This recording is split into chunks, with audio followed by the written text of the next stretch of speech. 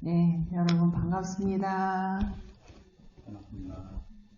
예, 8월 24일 날 뵙고 한 50일 만에 오늘 처음 뵙습니다. 그동안 잘 지내셨죠?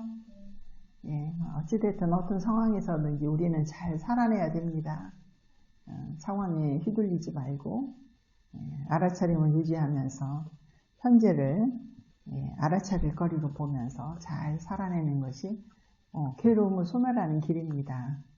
이제 수업을 시작하기 전에 한 2분 정도 잠시 명상을 하겠습니다. 편안하게 앉으셔서 앉은 자신의 몸의 자세를 쭉 바디 스캔으로 느껴보시면서 몸과 마음을 편안하게 하십시오. 그런 다음 몸에서 일어나는 가장 분명한 대상인 들숨 날숨에 주의를 집중해서 호흡을 알아차릴 거리로 잡아 알아차림을 이어가 보십시오.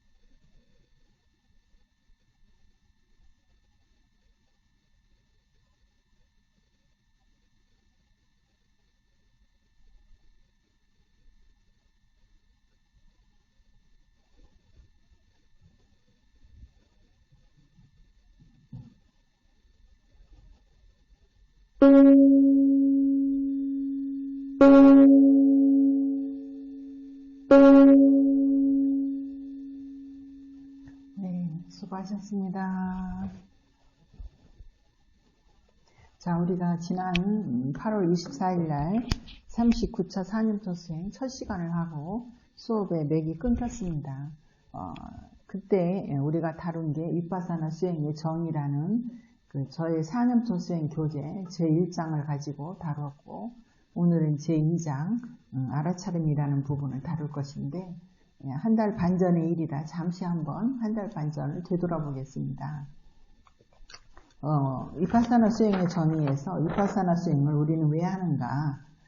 우리가 살아가면서 겪는 괴로움을 소멸하는 어떤 통찰 지혜를 개발하기 위해서, 통찰 지혜라는 게 다른 게 아니라 이 세상이나 나 자신이나 무상하고 괴로움이고 실체가 없다라는 통찰 지혜를 얻는 방법이 위파사나 수행입니다. 그래서 위파사나 수행을 우리가 하는 이유는 이 괴로움을 법으로 다루어서 이해하는 작업이에요. 사실은 우리는 모든 괴로움을 만나면 어떻게 하죠? 얼른 없애기에 급급해서 괴로움하고 싸우는데, 수행은 괴로움을 법으로 보고 이해해서 원인을 찾아서 원인을 제거하는 방법으로 고를 다루는 능력이 생기는 겁니다. 참 근사하죠. 괴로움과 싸워서 괴로움을 이겨낼 수 있진 못해요. 우리들이 본래 가지고 있는 한계 때문에. 우리들의 마음에는 무명이라고 하는 어리석음이 있고, 또 어리석어서 자꾸 뭘 보든지 내가 원하는 대로 바꾸려고 하는 가래가 있습니다. 그래서 무명과 가래 때문에 우리는 괴로울 수밖에 없는데, 그건 놔두고 그냥 괴로움을 없애려고 하니까 괴로움이 더 생긴다는 거죠. 오히려 무명과 가래가 더 커지니까. 그래서 그 괴로움을 없애는 가장 좋은 방법은 무명을 명으로 바꾸고, 바라는 마음을 바라지 않는 마음, 탐욕의 마음을 놓아버리는 이러한 작업을 하는 것이 이제 괴로움을 완전하게 다루는 방법인데, 그걸 다루기 위해서 우리가 이제 또 수행이라는 걸 하죠. 그래서 위파사나 수행을 해서 얻는 그 지혜를 얻기 위해서 우리는 지금 여기서 위파사나 수행으로 얻을 수 있는 무상고무아를 통찰할 수 있는 도구가 우리가 가지고 있는 몸이라는 겁니다. 여러분들의 몸은 매 순간 바뀌잖아요. 그리고 몸에서 일어나는 온갖 감각들이 원하지 않는 감각들이 일어나잖아요. 그래서 괴롭잖아요. 그리고 이게 이 몸이 나다라고 알고 있는 그 실체화하는 마음 때문에 내 마음대로 세상을 좌지우지하려고 하는 이러한 흐름의 속에서 살기 때문에 지금 괴롭다는 겁니다. 그래서 그러한 현재 상황을 있는 그대로 이해하기 위해서 우리가 사념초 수행, 자신의 몸과 마음을 대상으로 알아차리는 수행을 할 수밖에 없습니다. 이 과정을 거치지 않고 어떤 진리를 깨달아서 괴로움을 다루는 다른 방법은 저는 없다고 생각합니다. 부처님께서 그렇게 말씀하셨기 때문에 부처님이 깨달아 보시고서 설명하신 내용이니까 일단은 믿음이 가죠. 그래서 우리는 무명과 가래 때문에 괴로운데 무명의 친구가 있어요. 그 세상을 내 입장에서 보는 어리석음, 치와, 그래서 생긴 나라는 자아가 있다라는 삿된 견해, 이것이 무명을 키워줍니다. 그러면 무명을 갖고 있기 때문에 세상이 괴로움이고 실체 없음을 모르기 때문에 자꾸 보는 것, 듣는 것, 냄새 맡는 것, 내 주변에서 일어나는 일에 대해서 나는 이랬으면 좋겠어 하는 가래가 일어나는데, 이 과정이 바로 괴로움으로 직결하는 그 원인이라는 겁니다. 그러니까 우리는 이제 이 무명을 명으로 바꾸기 위해서 뭘 한다? 몸과 마음을 있는 그대로 그냥 두고 알아차리는 작업을 한다. 몸과 마음을 대상으로 알아차리는 수행을 하다가 보니까 아이고, 이 몸에서 일어나는 내 몸의 감각도 아까는 먹먹하고 무겁고 찔렀는데 지금은 사라졌네. 뭔가가 너무 좋아서 가지고 싶었는데 또 시간이 지나가니까 그거 별거 아니네 하고 또 놓아버리고, 이러한 정신과 물질의 그 계속되는 변화를 지켜봄으로 해서 이 몸이 나의 실체로서 존재하는 게 아니라 어떤 조건에 의해서 일어나고 사라지면서 흘러가는 과정이 있구나 라고 자신의 몸과 마음을 있는 그대로 이해하는 눈이 생기는 거, 법을 보는 안목이 생기는 거, 그걸 얻기 위해서 우리는 몸과 마음을 있는 그대로 알아차리는 사념초 수행을 합니다. 그래서 사념초 수행은 신수신법의 알아차림을 확립하는 수행이죠. 그 목적은 위파사나 수행으로 모든 괴로움을 소멸하는 통찰지를 얻기 위한 기초작업이 사념초 수행입니다. 사념초 수행에서 생긴 바른 견해와 바른 집중이 바로 위파사나 수행의 지혜를 얻는 토대가 되기 때문에 사념초 수행을 하지 않고 위파사나 수행, 법의 무상고무아를 통찰하는 수행을 하겠다라고 하는 것은 말이 안 된다는 얘기죠. 밑에 1층이 없는데 2층, 3층으로 올라가겠다라고 하는 거니까. 그래서 우리는 일단 여기 명상원에 오시면 몸과 마음을 있는 그대로 두고 바꾸려 하지 않고 없애려 하지 않고 그대로 인정하면서 거기서 일어나는 법들을 지금 마음이 어떻게 반응하고 지켜보는가를 계속, 몸과 마음의 관계를 계속 지켜보는 작업을 하는 것이 사념초 수행입니다. 그래서 이제 우리 지난 시간에 그 말씀드린 내용이 이런 내용이었어요. 그래서 사념초 수행은 사마타와 위파사나를 하기 위한 기초 단계고, 그렇게 해서 사념초 수행을 통해서 몸과 마음에서 일어나는 현상들이 매 순간 일어나고 사라지면서 변하기 때문에 거기서 괴로움을 느끼고, 그 안에 나라는 자아가 있다는 실체가 허상이구나, 이런 것을 알게 되면 자연스럽게 몸과 마음을 내 거 아닌 걸로 알게 돼서 분리해 놓고 보는 지혜가 생기면서 이제 그 몸과 마음이 그러면 어떻게 생겼느냐, 여러 조건에 의해서 연기된 것이구나, 이 연기된 건 무상하고 부서지는 것이고 허망한 것이구나, 이거를 내 거라고 움켜쥐는 나는 계속 괴로울 수밖에 없구나를 철저하게 수행을 통해서 이해함으로 해서 이제 몸과 마음을 하나의 대상으로 분리해 놓고 편안하게 구경할 수 있는 힘이 생기는 그런 단계가 이제 위파사나의 지혜가 생기는 단계입니다. 그래서 지난 시간 제가 먼저 중도 수행을 하고, 중도 수행은 4념초 수행이에요. 4념초 수행으로 8정도를 닦아가는 과정이 중도 수행이라고 하면, 거기에서 8정도에 생긴 정정을 가지고 초선, 2선, 3선, 4선이나 이런 선정의 그 상태로 들어가는데, 선정의 상태라고 하는 것은 우리가 이해하기 쉽게 감각적 욕망에 빠지지 않은 상태예요. 감각적 욕망의 대상을 보고 거기에 마음이 확 휩쓸리지 않을 정도의 의식 수준이 되면 거기에서 이제 무상고무와 이런 법들을 보고 오온에 대해서 그 탐착을 버릴 수 있는 그런 단계가 오는 겁니다. 그래서 우리가 이제 실제로 센터에 오시면 좌선과 경행 그리고 이제 면담을 하면서 우리 수행 과정이 지나가죠. 그래서 오늘은 이제 두 번째 시간으로 지난 시간 거 다 잊어버린 것 되살아서 났어요? 예. 그러니까 지난 시간에 그런 얘기를 했다더라. 우리 자료가 카페에 올라와 있으니까 지난 시간 거 한번 들어보셔도 좋습니다. 오늘은 이제 두 번째 시간입니다. 그럼 가만히 들어보면 4념초 중도, 4념초 수행을 통해서 8정도까지 하는 그 깨달음을 도와주는 중요한 수행 방법이 중도인데, 그 중도의 시작이 신수신법의 사띠를 확립하는 수행이거든요. 그러면 신수신법의 사띠를 확립한다고 할 때, 신수신법은 다른 말로 말하면 몸, 느낌, 마음, 법인데 이게 우리의 오온입니다. 몸이라고 하는 색온, 그리고 느낌이라고 하는 수온, 마음이라고 하는 생각과 의지작용들, 그리고 아르마리들, 이런 것들이 전부 다 법이다라고 하는 것을 법이다라고 알고 이것을 알아차릴 대상으로 삼는 거예요. 대부분의 경우 우리의 몸과 마음이 우리들 수준에서 알아차릴 대상이 아니고 내 것이 되어 있습니다. 맞아요? 내 몸이다, 내 마음이다, 내 생각이다, 내 감정이다, 소중하다. 누가 이 나의 영역을 침범하려고 하면 가만히 있지 않죠. 그러면서 자기는 남의 감정이나 생각을 자기 마음대로 하려고 침범을 하죠. 예. 이게 이제 우리가 살면서 고통을 느끼는 기전이에요.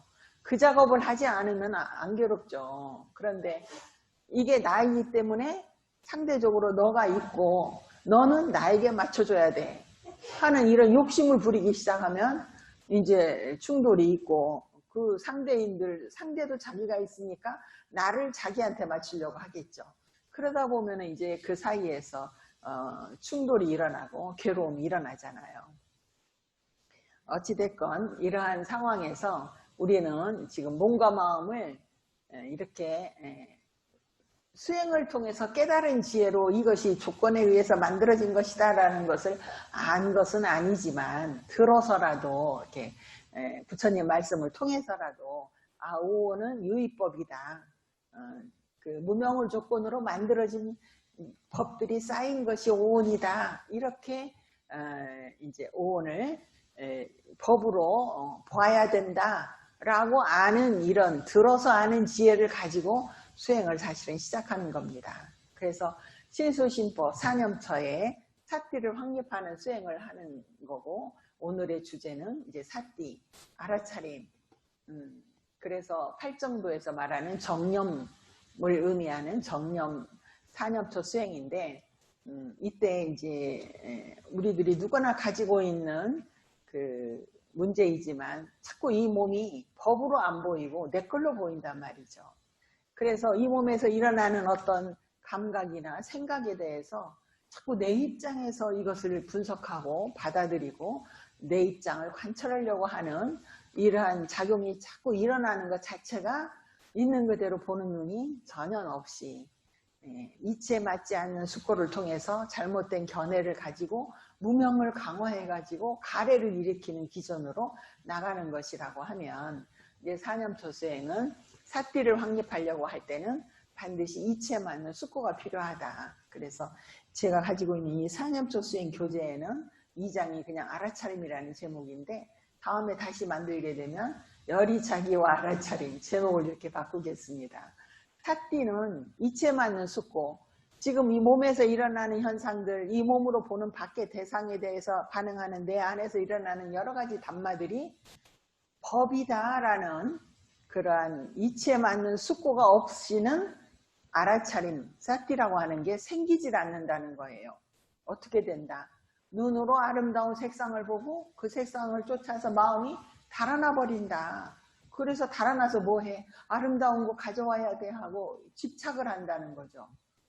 그렇게 하는 사람에게는 사티는 날아가 버린다라는 부처님의 경전이 있어요. 그게 말룬기와 부타경인데 그렇게 그런 경전에 그 경전을 보면 사티를 왜 잊어버리느냐? 대상의 아름다운 모습을 보고 거기에 홀려서 잊어버린다. 그렇게 나오거든요. 우리 일상의 삶을 봐도 그래요. 잘 그 들숨날숨이나 몸의 움직임을 잘 알아차림을 하다가도 어떤 즐거웠던 과거의 기억이 딱 떠오르면 이미 사티는 놓쳐지고 그 기억 속으로 들어가 버리거나 눈앞에 너무 내가 좋아하는 어떤 것이 나타나면 현재 몸을 알아차리다가도 그냥 어느새 그것에 쫓아가 버릴 때는 사티가 끊어지잖아요. 실제 우리 상황이 그렇습니다. 그래서 뭔가 아름다운 걸 보고 좋은 걸 보고 내가 원하는 걸 보는 게 어떤 의미에서는 그때 상황은 즐거운지 모르겠지만 그 감각이 일어나는 순간은 즐거웠지만 감각이 사라지면서 그게 사라지잖아요. 그러니까 찰나의 즐거움을 우리는 영원한 즐거움으로 착각하고 있어요. 왜? 이 몸이 내 것이라 내가 본 거다 하고 기억을 딱 해놓고 영원한 즐거움이라고 착각하고 있는데 실상은 그 순간 일어나고 사라져버린 즐거움이잖아요. 그래서 감각적 욕망을 추구해서 얻는 즐거움이 가장 낮은 수준의 즐거움이라는 겁니다. 부처님의 가르침의 그 흐름을 보면 우리들에게 이고증락해서 괴로움을 버리고 즐거움을 얻어라 라고 가르치셨어요. 근데 그 즐거움이 질이 감각적 욕망을 통해서 얻는 즐거움은 제일 낮은 질이다. 가장 낮은 수준의 질이다. 오래 가지 않는 즐거움이다. 맛있는 거 먹을 때 즐거웠지. 다 넘어가고 다 먹고 나면은 그 즐거움이 끊어졌기 때문에 새로운 즐거움을 또 찾아가야 되잖아요. 밥 먹고 뭐 해야 돼요? 커피 마셔야 되죠? 또 뭐 친구랑 즐겁게 뭐 담화를 해야죠? 계속 즐거움을 찾아가는 이유는 지금 경험한 즐거움이 영원한 게 아니고 일어났다 사라지기 때문이라는 거죠. 그렇죠. 그래서 우리는 즐거움을 찾아가는데 우리가 사는 세상이 감각적 욕망을 추구하는 세계에 살고 있기 때문에 감각적 욕망의 세계만 보는 거예요. 마음이 감각적 욕망의 세계에서만 놀기 때문에 거기에서는 미운 거, 싫은 거보다는 내 마음에 맞는 거, 내가 좋아하는 것만 일단 가서 취하고 오는 게 즐거움이다라고 생각을 하는데 부처님이 보시기에 그건 완전한 즐거움이 아니라 괴로움으로 이끌어가는 즐거움이다. 이런 말씀을 하신 거예요. 그러면은 부처님 말씀하시는 이고등락에서 즐거움을 추구해라 하는 말은 감각적 욕망을 떠나서 얻는 그 즐거움이 한 단계 더 높은 즐거움이다. 그게 이제 감각적 욕망을 버림으로 해서 내 안에서 탐진치가 없기 때문에 솟아나오는 만족감, 행복감, 뭔가를 막 얻으려고 애를 쓰다가 탁 놓아버리고 난 뒤에 그래 자연스럽게 올 때 오겠지 하고 내가 놓아버리고 나면 마음이 편안해지잖아요. 편안해짐으로 해서 감각적 욕망을 놓아버림으로 해서 얻는 행복감, 그 즐거움이 감각적 욕망을 추구하는 즐거움보다는 질이 높다는 겁니다. 이해되시죠? 그래서 부처님은 그 즐거움을 9단계로 나누셨어요. 오욕락을 추구하는 즐거움, 색계 사선을 추구하는 4가지 즐거움, 무색계 사선을 추구하는 무색계 선정 4가지. 그래서 9단계의 즐거움이 있는데 이 9단계의 즐거움은 뭐다? 전부 다 내가 뭔가 노력을 해서 만든 거라는 거예요. 그러니까 만들어낸 거니까 사라지게 돼 있잖아요. 그러니까 높은 단계의 즐거움도 내 거라고 움켜쥐면 안 된다는 겁니다. 그래서 이제 색계 사선, 무색계 사선 그 위에 가장 높은 단계가 상수멸이라고 하는 멸진정이라고 하는 선정이 들어있는데 거기에서 이제 열반을 경험하는 즐거움은 바로 사라지지 않는 즐거움이다. 그래서 우리는 목표가 뭐다? 수행을 해서 감각적 욕망을 떠나서 일단 수행을 통해서 얻는 내 내면에서 올라오는 즐거움. 감각적 욕망은 밖에서 주는 거잖아요. 밖에서 안 주면 어쩔 건데, 밖에 내 마음에 드는 게 없으면 어쩔 건데 계속 괴로워야 되잖아요. 밖의 상황과 상관없이 내 안에서 탐진치, 감각적 욕망을 놓아버림으로 해서 얻는 즐거움을 개발해야 되는 게 수행입니다. 그래서 얻는 수행이 점차 질이 높아져서 열반, 탐진치가 완전히 소멸한 열반으로 들어갈 때는 그 즐거움은 인위적으로 만드는 게 아니라 아무것도 하지 않음으로 해서 자연스럽게 온 완전한 즐거움이라는 거예요. 내가 만든 게 아니기 때문에 사라지지도 않죠. 그렇죠. 뭔가 우리가 A, B, C, D를 이렇게 해서 어떤 물건을 하나 딱 조립해서 물건을 만들어 놨다 하면 언젠가 A라는 조각, B라는 조각이 닳고 없어지면 부서지잖아요. 그런데 A, B, C, D 뭐 이렇게 해서 노력을 해서 만들어 놓은 게 아니기 때문에 열반은 탐진치가 없어서 아무런 행위를 하지 않는 감각적 욕망도 안 추구하고 선정도 안 추구할 만큼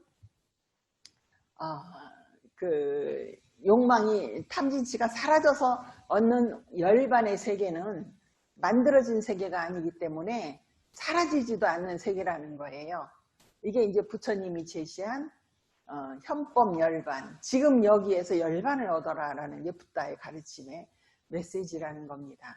다른 종교는 지금 여기서 열심히 그 하나님을 믿고 뭐 꼭 기독교만 말하는 게 아니라 브라만교, 인도의 힌두교 뭐 이런 신을 이 세상을 창조자로 보는 사람들은 보는 종교는 신을 열심히 믿고 신에게 봉사하고 살면서 좋은 일 하고 그러면 죽어서 좋은 세계에서 영원히 산다. 이렇게 괴로움이 없는 세상을 다른 종교들은 우리 중생들에게 제공했다면 부처님은 죽어서 열반 얻는 거 아니다. 지금 여기에서 의식이 높아져서 탐진치를 낼 것이 없네라고 해서 명을 가지고 세상을 무명이 아닌 명을 가지고 세상을 볼 때 아무것도 탐진치로 행위를 하지 않는 그러한 의식 수준에서는 모든 게 다 괴로움이 없는 열반이라는 거예요. 그 괴로움 없음, 그 편안함, 행복함은 사라지지 않는다는 겁니다. 그러니까 우리가 일상에서 감각적 욕망을 추구할 때는 탐진치가 있어야 추구하잖아요. 그래서 탐진치로 만든 즐거움은 사라지는 건데 탐진치가 없어서 생긴 즐거움은 아무것도 행위를 하지 않기 때문에 우리 12연계에서 보면 무명을 조건으로 행들이 있다 그러잖아요. 근데 명을 조건으로 행들이 소멸한다 그러잖아요. 그러니까 행이 소멸하니까 괴로움이 소멸한다가 11연기 판멸문의 끝이잖아요. 그래서 명이 생기는 것은 있는 그대로 꿰뚫어 보아서 연기를 알고 사성제를 꿰뚫어 봄으로 해서 아무것도 집착하지 않기 때문에 탐진치가 생기지 않으면 그것이 바로 완전한 행복, 무너지지 않는 행복. 얼른 가지고 싶죠? 그런데 이제 그러한 세상이 이 열반은 단마예요. 마음이 경험할 수 있다라는 거예요. 증명할 수 있다라는 겁니다. 그 수준이 되면 그래서 우리 이제 그 수준을 향해서 간다. 그래서 우리 산협조 수행이든 위파사나 수행이든 목적지는 열반이다. 무너지지 않는 완전한 행복을 얻는 것이다. 우리가 살면서 얻는 행복은 무너지는 행복이다. 그러니까 살면서 얻는 어떤 행복에 내 마음이 끌려가면 괴로움으로 간다. 그게 행복해서 쫓아가지만 결국은 괴로워진다. 괴로움이 어떤 모습으로 나타난다? 행복을 쫓아가서 업을 지었기 때문에 업의 과보로 또 태어나고 태어나서 또 늙음 죽음을 또 겪어야 하는 이 형태로 계속 괴로움이 일어난다는 겁니다. 그래서 이제 그 열반으로 가는 첫 시작이 우리가 산다는 게 지금 이 마음으로 밖에 있는 감각 대상들을 받아들여서 내 안에서 요리하는 거잖아요. 요리하면서 좋아하고 싫어하면서 느낌도 쌓고 생각도 쌓고 의지작용도 쌓아서 오늘 자꾸 만들어가는 과정이 우리의 삶이잖아요. 태어날 때부터 색수상 인식을 가지고 양과 질은 변했지만 계속 지금까지 오온이 유지되고 있는데 그 내용은 전부 다 그 안에 있던 것이 사라지고 새로운 색이 생기고 새로운 느낌이 생기고 해서 새로운 정신과물질 5살 때의 정신과물질, 15살 때의 정신과물질 계속 바뀌면서 흐름이 이어져 왔잖아요. 이러한 흐름은 지금 우리들이 그 무명 있는 그대로 꿰뚫어 보는 눈이 없어서 행위를 해서 만들어진 작품이라는 겁니다. 그러니까 그렇게 만들어진 현재 이 작품을 알아차릴 거리 대상으로 삼아서 삿띠를 확립을 하는데 이때 먼저 필요한 게 뭐다? 그 마음이 알아차릴 대상으로 삼는 이 몸과 마음, 이 몸과 마음으로 보는 밖에 있는 색성향 미촉법들을 법으로 봐야 된다는 거죠. 법으로 알아차려야지 내가 보는 걸로 알아차리면 알아차림 삿띠가 끊어진다. 말름기 앞다기에서 그랬다고 했죠.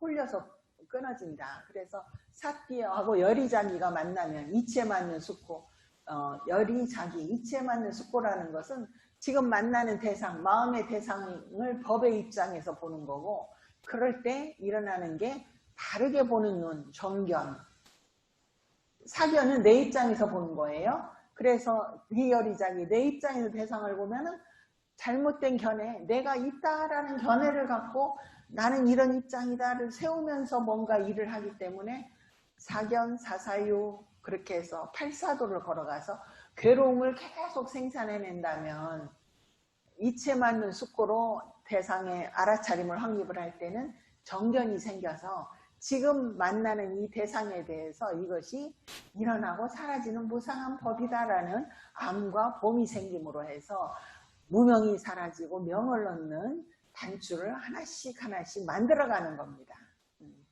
그렇게 해서 삿띠와 열이자기가 만나면 바른 견해로 보는 정견과 더불어 우리 칠각지 중에 첫 번째인 알아차림의 깨달음의 요소라고 하는 게 생기고 법에서 선법과 불선법을 가려보는 택법각지가 생겨요. 수행자가 이거는 선법, 해야 할 법이고 이건 불선법, 하면은 괴로워지는 법이다 라고 알았다면 자연스럽게 불선법을 택할 수행자는 없잖아요. 그렇게 해서 자꾸 선법이 증장하는 그 시초가 삿띠 플러스 이치에 맞는 숙고, 열이자기의 작품이라는 겁니다. 그래서 이제 삿띠를 하는데 가장 그 삿띠를 그 질을 높여주는 작이라는 말이 지을자 그 뜻이에요.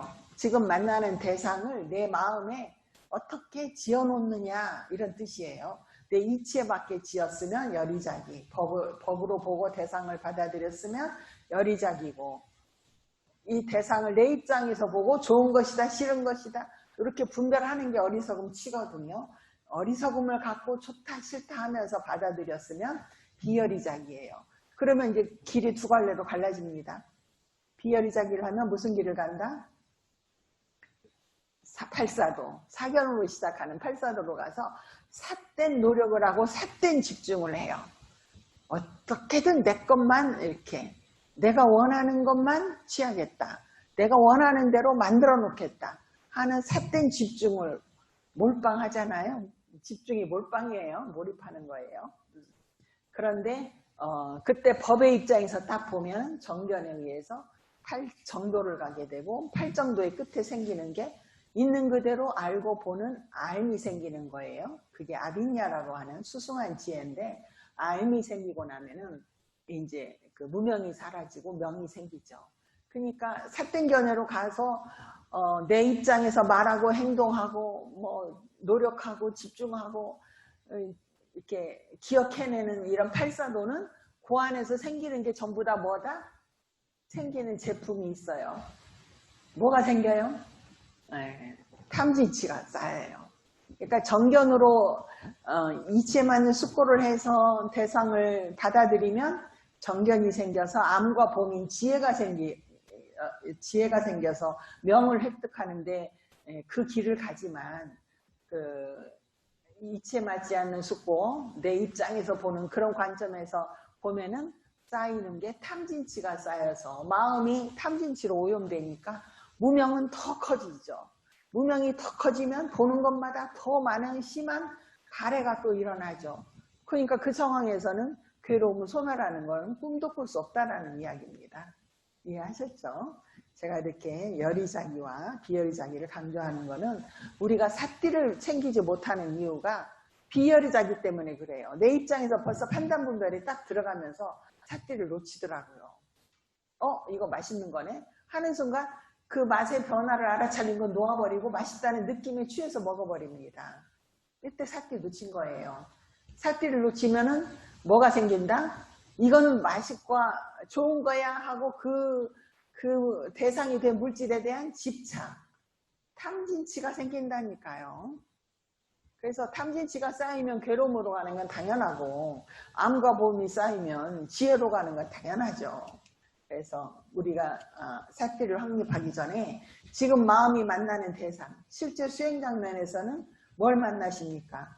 들숨날숨이라는 호흡의 감각을 만나거나 또 이렇게 그 몸의 움직임에서 일어나는 무겁고 가벼운 어떤 느낌들을 만나거나 일상의 삶에서 움직임을 알아차리다 보면은 움직임의 몸의 감각도 있지만 움직이면서 지금 느끼는 어떤 상황에 대해서 내가 좋아하고 싫어하는 느낌이 일어난다고요. 그런 것들, 좋아하고 싫어하는 자기의 느낌, 그리고 이건 옳다 그르다, 자기의 판단 분별, 이렇게 해야지 저렇게 해야지 하는 어떤 의지작용, 다른 말로 말하면 세곤, 수온, 상온, 행온, 시곤이라고 하는 오온들이 전부 다 경험하는 대상이 되는데 이때 이것을 법으로 보느냐, 내 몸이다라는 걸 갖고 보느냐에 따라서 삿띠가 붙기도 하고 삿띠가 흩어지기도 한다. 그래서 삿띠를 확립하려고 하면 무엇을 만나든 어떤 감정이 올라오든 어떤 생각이 올라오든 어떤 의지작용이 일어나든 어떤 몸의 감각이 일어나든 어떤 판단 분별이 일어나든 다 이것은 알아차릴 대상인 법이다. 그래서 실제 수행하면서 보면은 내 안에서 올라오는 탐욕과 성냄 보여요? 짜증, 분노, 실망 보이잖아요. 보이면 어떻게 해요? 그걸 또 내가 했다라고 또 그것조차도 내 걸로 집착하잖아요. 그러면서 왜 이러냐? 너는 수행을 했다는 게 왜 이러냐 하고 또 자기를 또 구박하잖아요. 그게 지금 전부 다 그게 그 조건에서 일어난 법으로 보는 눈이 없이 내 입장에서 해석을 하는 거라는 겁니다. 그래서 제가 여러분들에게 아주 시원한 답을 하나 드려요. 탐욕이 올라오면 탐욕이 올라왔네. 탐욕이라는 법이 올라왔네. 그걸 지금 마음이 알았네 하고 문제 삼지 마세요. 탐욕이 없는 나를 상상하고 그리면서 멋진 나를 원하기 때문에 탐욕이 올라오면 또 싫어해요. 그 탐은 어디서 나왔는데? 내 안에서 나온 걸 내가 싫어한다니까요. 그건 법으로 못 본 거예요. 좋아하고 싫어한 건 다 법으로 못 본 거예요. 아셨죠? 그래서 좋아하고 싫어하지 말라고는 못해요. 아직 우리 수준이 저도 좋아하고 싫어하지 않을 수 없거든요. 그렇지만 좋아하고 싫어해서 생긴 탐욕이나 성냄을 법으로는 보라는 거죠. 좋아할 때 느낌에서 알아차리면 더 좋고 느낌을 지나가서 탐욕에 대해서 싫어하는 마음 또 가끔은 자신의 근사한 모습이 보이잖아요. 그거에 대해서 또 좋아하는 마음도 이런 마음도 이런 조건에서 일어난 거야 하고 법으로 보고 문제 안 삼는 거예요. 내가 탐욕을 가졌다, 내가 근사하다, 이것이 바로 또 무명과 사견과 어리석음의 작품이에요. 아셨죠? 그래서 이제 지금까지 말씀드린 내용은 지혜를 얻기 위해서 수행의 시작은 사념초 수행인데 사념초 수행을 하려고 하면 알아차림이 필요한데 알아차림의 전제 조건이 정견을 만드는 이치에 맞는 숙고다. 이 지도를 지금 제가 계속 말씀드리고 있는 거예요. 이제 알아차림으로 넘어가겠습니다. 아셨죠? 예. 그래서 오늘 나눠드린 그 자료를 한번 프린트물을 한번 보시면 이거는 이제 제가 그동안 38차를 해오면서 알아차림 설명을 많이 드렸거든요. 그래서 이미 다 알고 계신 내용입니다. 그래서 제가 아까 비열이자기는 삿된 견해를 만든다, 어리석음을 만든다, 이런 내용을 제가 말로만 했는데 경전 구절에서 한번 확인을 한번 해보겠습니다. 1조 맨 밑에 의도경, 외도경, 외도의 경이에요. 그 붓다의 수행법을 따르지 않는 다른 그 수행자가 부처님께 와서 물어보는 장면의 부처님의 대답입니다. 아니, 부처님의 대답이 아니라 도반들이여 한 거 보니까 사리부님이나 누구의 그 붓다의 제자가 다른 외도 수행자들에게 대답한 내용이네요. 한번 읽어볼까요? 도반들이여 아직 일어나지 않은 어리석음이 일어나고 혹은 이미 일어난 어리석음이 점점 커져서 드세어지는 것은 무엇이 원인이고 무엇이 조건입니까? 라고 물으면 지혜 없이 마음에 새기는 것입니다. 이게 다른 말로는 있는 그대로 새기지 않고 내 입장에서 마음에 새기는 거예요. 그래서 지혜 없이 마음에 새길 때 그에게는 아직 일어나지 않은 어리석음이 일어나고 이미 일어난 어리석음은 점점 커져서 드세어집니다. 그래서 제가 아까 어리석음이 뭐라고 했어요? 대상을 만나자마자 내 입장에서 좋아하고 싫어하는 거라고 분별하는 것이 어리석음이 일단 굴러간 거예요. 어리석음에서 탐욕과 성냄이 나오거든요. 어리석음이 없으면 있는 그대로 보면은 탐욕과 성냄이 나오는 게 아니라 암과 봄이 나와요. 지혜가 나오는 거예요. 그 다음에 이제 말름붓다 붓다경 제가 아까 말씀드린 건데 대상에 홀리면 좋은 대상을 만나면 삿띠가 날아간다 하는 내용이에요. 한번 읽어볼까요? 세존이시여 저는 세존께서 간략하게 말씀하신 뜻을 이렇게 자세하게 압니다. 형색을 보고 마음 챙김을 놓아버리고 아름다운 표상을 마음에 새기는 자는 애욕에 물든 마음으로 그것을 경험하고 거기에 묶여 있습니다. 형색에서 생겨난 여러 가지 느낌들은 그에게서 증장하고 마음을 어지럽히는 욕심과 불쾌함도 그러하나니 이처럼 괴로움을 쌓는 자에게 열반은 아주 멀다고 말합니다. 열반을 추구해야 되잖아요. 열반을 향해서 우리는 가려고 지금 여기 오셨잖아요. 안 그러신 거예요? 예, 뭐 열반까지. 그런데 그 열반이 지금 여기에서 탐진치 없는 상황이 괴로움이 없는 상황이 열반이다라고 보면은 너무 멀리 높은 데다 둘 필요는 없습니다.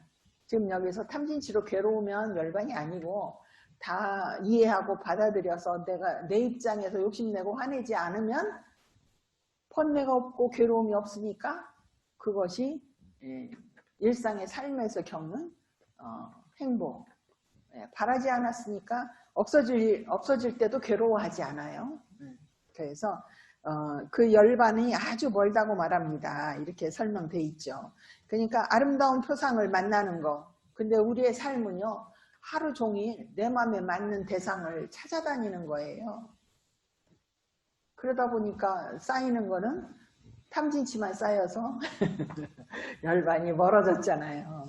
근데 이제는 내 마음에 맞는 표상을 쫓아가다가도 그리고 쫓아가서 마음에 드는 대상을 만났더라도 이것을 내가 즐기고 좋아하면 괴롭다라는 걸 알고 그냥 그걸 단지 법으로만 보지 내 입장에서 움켜쥐거나 여기 욕심과 불쾌함, 성내거나 하지 않으시면 그게 열반으로 가는 길이라는 겁니다. 아셨죠? 우리 여기서 수행하는 이유는 여기서 배우고 우리가 그 알아차림을 확립하는 이 수행을 한 거를 일상의 삶에서 써먹으려고 하시는 거잖아요. 그렇죠? 여기서 이론적으로 이해하고 끝나려고 하면 굳이 이렇게 고생해서 오실 필요가 없습니다. 그래서 우리 삶에서 좋아하는 대상을 만날 때 얼른 정신 차려야 돼요. 아, 이건 법이다. 법이다 보는 게 뭐다? 이치에 맞는 수고, 열이작이다. 그러면 법이다 보면 사띠가 붙어. 사띠가 붙으면 바른 견해가 생겨. 바른 견해가 생기면 이제 암과 봄이 생긴다. 이 구조 다 기억되셨죠? 자, 그리고 세 번째, 이 조건경을 한번 읽어보세요. 아까 좋아하고 싫어하면서 분별하면 어리석음 치가 생긴다. 이렇게 지혜 없이 마음에 잡두리하면 치가 생긴다 해서 탐진치 중에 치는 비열이 자기 때문에 생기는 거라면 이제 탐과 진도 치가 있어서 생기는 거예요. 근데 그 내용은 조금 달라요. 한번 같이 읽어볼까요? 조건경. 비구들이여 두 가지 조건은 탐을 일으키게 한다. 어떤 것이 둘인가? 아름다운 표상과 지혜 없이 마음에 새김이다. 이 말은 지금 지혜 없이 마음에 새겼다는 건 치가 있기 때문에 아름다운 표상을 딱 보는 순간 치와 아름다운 마음에 드는 대상이 만나면 탐이라고 하는 법이 생긴다. 이게 탐이라는 법이 본래부터 있는 게 아니라 이런 조건에 의해서 일어나는 거라는 거예요. 조건에 의해서 일어난다는 것은 굉장한 복음입니다. 복음. 복음이 뭐예요? 복된 소리. 우리를 해방시켜주는 소리예요. 뭐냐? 조건에 의해서 일어난 것은 탐이라 하더라도 조건에 의해서 또 소멸하는 거니까. 영원한 게 아니라는 복음이에요. 뭐든지.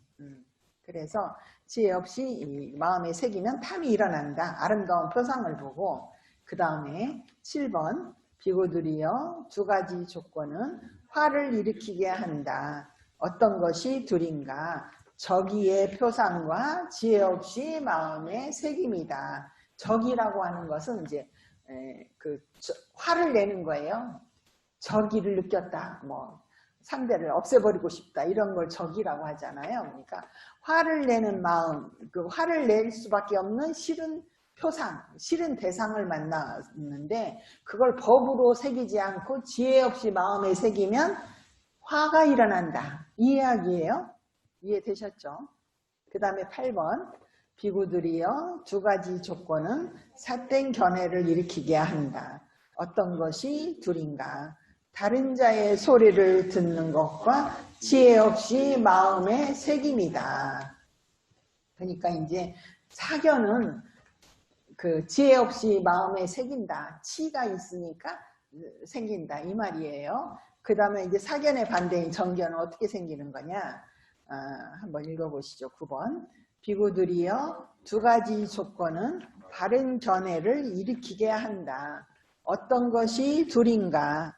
다른 자의 소리를 듣는 것과 지혜롭게 마음에 새김이다. 이렇게 해서 지혜롭게 마음에 다른 자의 소리를 똑같이 들었는데 주로 이제 다른 자의 소리라는 것은 어떤 가르침, 붓바의 말씀 이런 걸 들었는데 다 내 입장에서 새기면은 삿된 견해가 되고 부처님의 말씀을 듣고 그걸 법의 입장에서 법으로 알고 새기면은 이제 정견이 생긴다. 그래서 핵심은 지혜롭게 새기느냐, 이게 열이자기를 하느냐, 비열이자기를 하느냐에 따라서 정견이 생기기도 하고 사견이 생기기도 한다. 비열이자기를 하면은 거기에 따라 붙는 것은 탐욕과 성냄이다.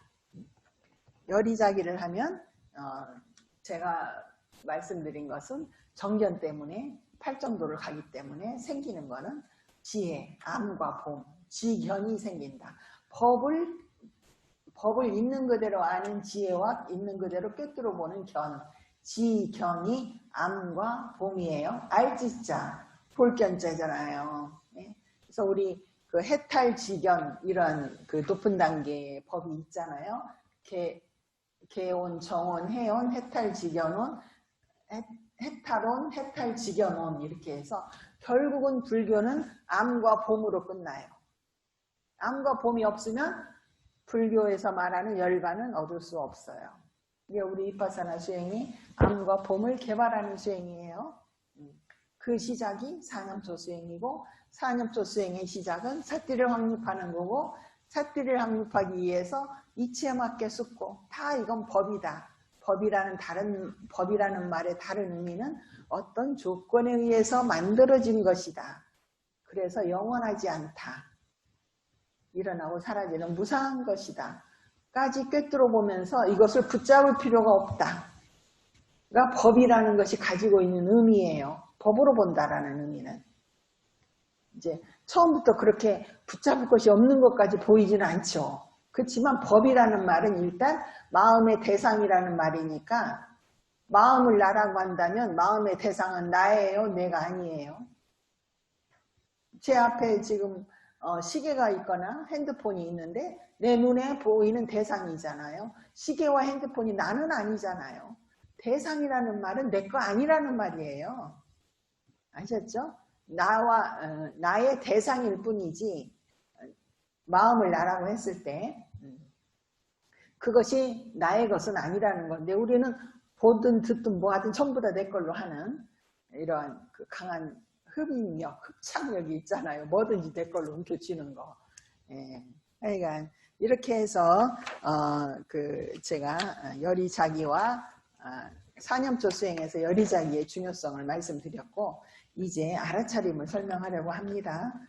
알아차림의 설명은 그동안 너무 많이 해와서 그렇지만 오늘 또 처음 듣는 분도 있을 수 있기 때문에 빨리어 삿띠는 지금 여기에 마음을 두는 겁니다. 저희 교재 사념조 수행 교재 27쪽을 보면 알아차림은 마음이 일하는 것입니다. 마음이 매 순간 자신의 몸과 마음을 알아차림을 하면은 알아차림이 있을 때는 정견이 생겨서 팔정도를 닦아가죠. 바로 현재 자신의 몸과 마음을 있는 그대로 알아차린다는 것. 이것은 가장 있는 그대로 알아차리는 것 자체가 열의작이잖아요. 있는 그대로 보는 거니까. 이게 가장 마음이 짓는 선한 업이다. 의업이다. 우리는 업을 짓죠. 무명을 가지고 있기 때문에 뭔가 행복을 추구하기 위해서 즐거움을 추구하기 위해서 생각하고 말하고 몸으로 행동하는 일을 매 순간 하고 있는데 그 시작은 생각부터예요. 의업부터. 그래서 알아차림을 하는 것은 선한 행위를 하기 위한 그 마음이 짓는 업이기 때문에 가장 선한 의업이다 이 말이죠. 빨리어로 삿띠는 기억과 알아차림이라는 두 가지 의미를 다 포함합니다. 그래서 이제 기억은 뭐냐면 우리 안이비설신이 우리의 밖의 대상을 정보를 받아들이는 감각기관은 안이비설신 5가지입니다. 그쵸? 의는 지금 보이지 않잖아요. 그런데 이 5가지 감각기관으로 밖에 있는 색, 성향, 미촉을 받아들일 때 그걸 전부 받아들이는 문, 눈의 문을 통해서 들어온 정보, 귀의 문을 통해서 들어온 정보, 말하자면 여기 맛있는 짜장면이 한 그릇 있다고 하면 짜장면의 색깔을 받아들이는 정보, 짜장면이 품어내는 냄새를 받아들이는 정보, 그 짜장면에서 느끼는 맛의 정보, 이런 것을 전부 뭐가 종합한다? 안이비 설신이 한다. 의가 한다. 만호. 의가 종합해요.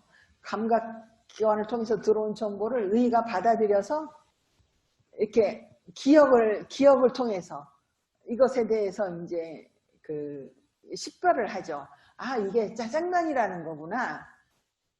그냥 뭐 우리는 자동으로 짜장면 보면 짜장면이라고 안다고 생각하지만 사실은 눈이 있어서 보았기 때문에 혀가 있어서 맛을 느꼈기 때문에 이게 짜장면이다라는 걸 알잖아요. 그것처럼 안이비 설신 5감각기관으로 경험한 색, 성향, 미촉이라는 5감각 대상을 종합하는 것이 다 법이 되어서 만호에 저장이 되는 거예요.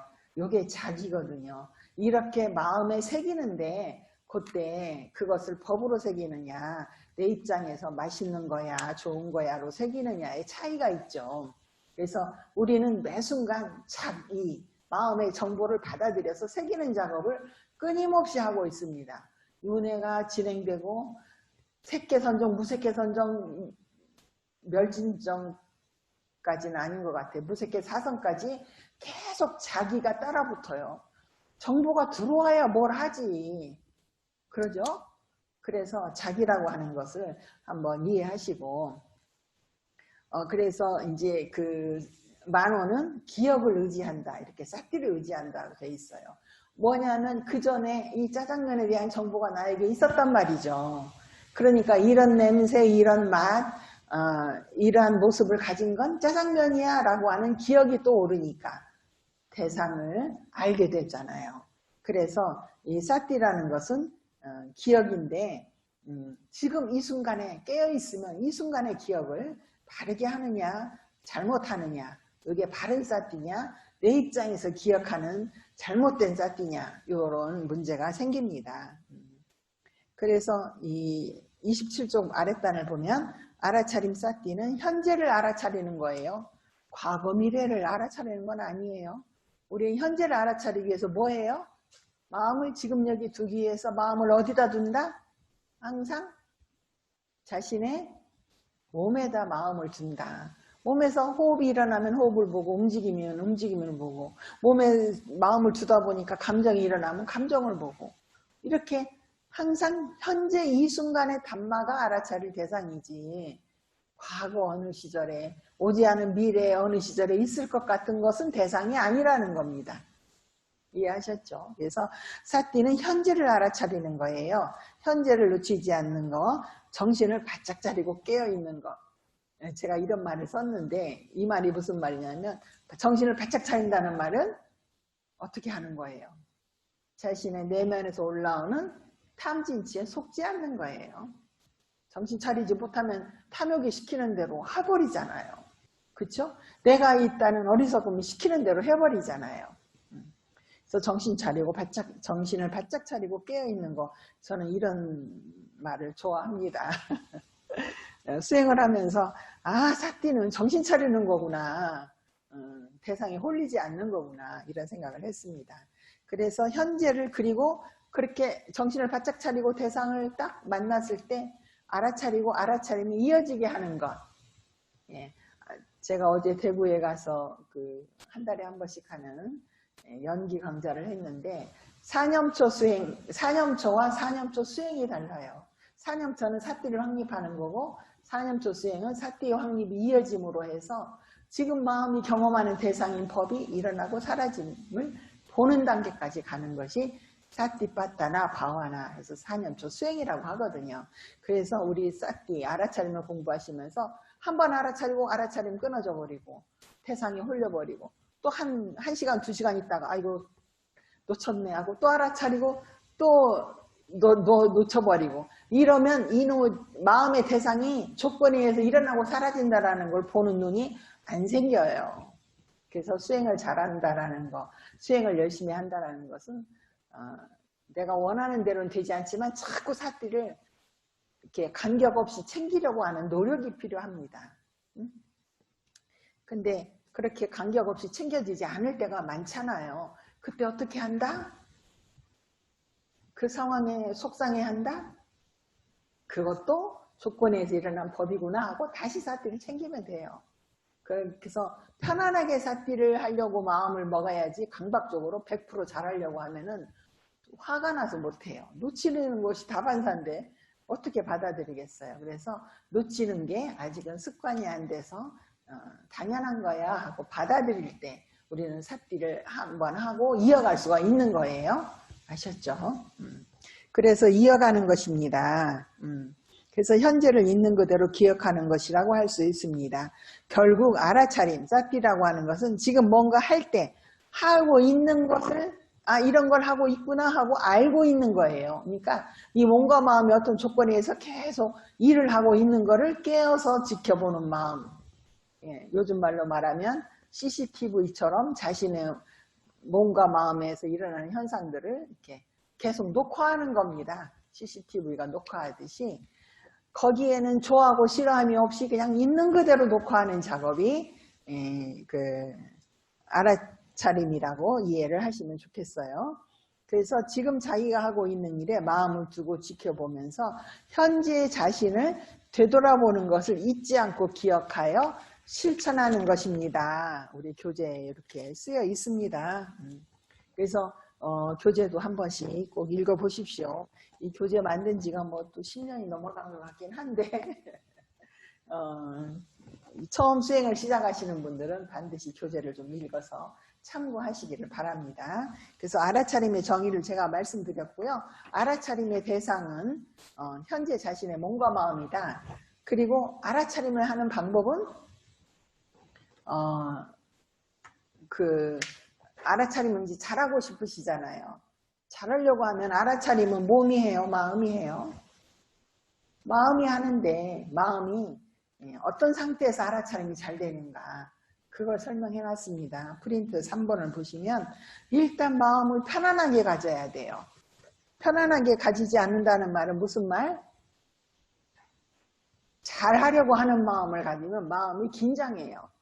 내가 지금 수행센터에 와서 수행을 하는데 왔는데 잘해봐야지 이러고 시작을 하면 마음이 긴장을 하고 편안하지 않으면 유지하기가 어려워요. 처음 한두 번은 밀어붙여서 사티를 할 수가 있지만 어느새 힘이 들어가니까 계속 힘을 쓸 수 없으니까 놓아버리게 돼요. 우리 뭐 무거운 거 들다가 너무 무거우면 나중에 그냥 탁 놓아버릴 수 있잖아요. 그런 것처럼 힘을 주어서 알아차리는 게 아니에요. 편안하게 구경하시는 거예요. 마치 어떻게 구경한다? 우리들이 영화 보러 갔을 때 그 눈앞에 펼쳐지는 스크린에 나오는 장면들을 편안하게 구경하는 것처럼 내 몸과 마음에서 일어나는 여러 가지 법들, 현상들 거기에는 탐욕도 있고 성냄도 있고 멋진 모습도 있고 내가 싫어하는 모습도 있겠지만 편안하게 구경하셔야 돼. 뭘로? 단지 조건에 의해서 일어난 법으로 구경하시는 겁니다. 이해하셨죠? 그래서 수행자가 일단 마음을 편안하게 하고 지금 자신의 몸에서 일어나는 감각이나 마음에서 일어나는 감정, 생각들을 모두 조건에 의해서 일어난 법이라고 알고 주의를 기울여야 돼요.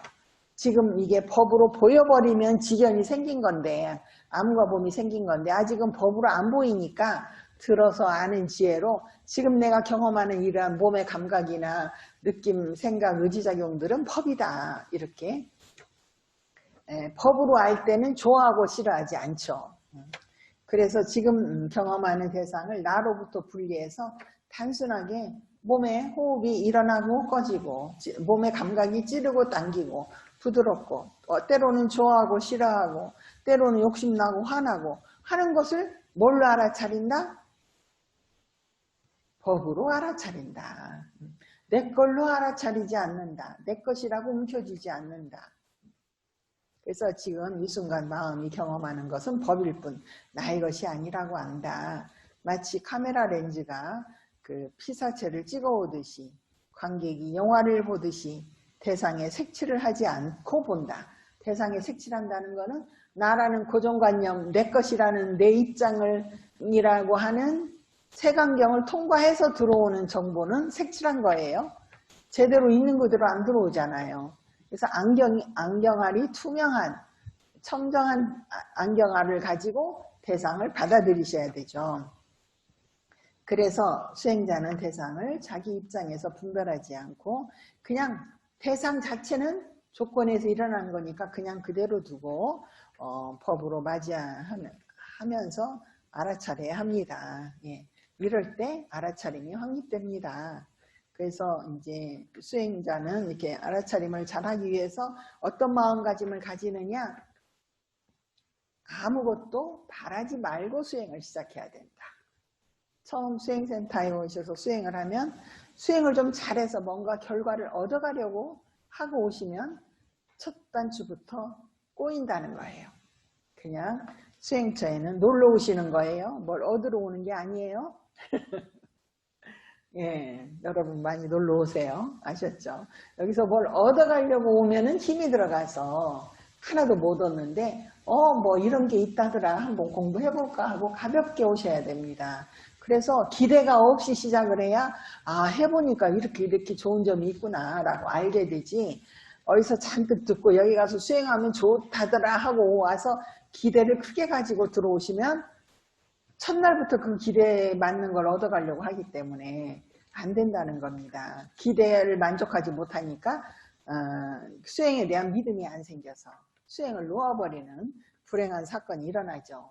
그래서 아무것도 기대하지 말고 그냥 내가 할 수 있는 데까지 해보고 느껴지는 걸 있는 그대로 또 알아차리고 이렇게 하면서 점점 의식이 성장을 해서 암과 봄을 얻으시면 됩니다.